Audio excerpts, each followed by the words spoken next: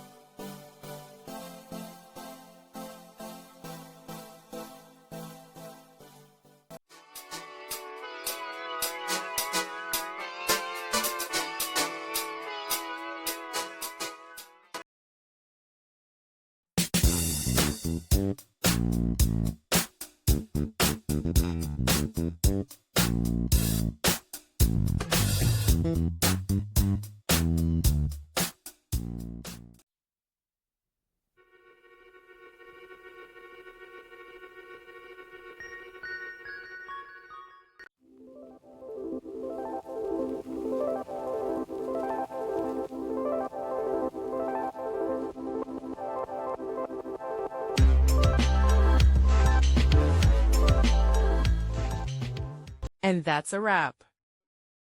I hope you found the answer you were looking for. If you did, take a second to hit that subscribe button. It really helps out. And let me know in the comments which solution worked best for you. See you next time in the debug zone.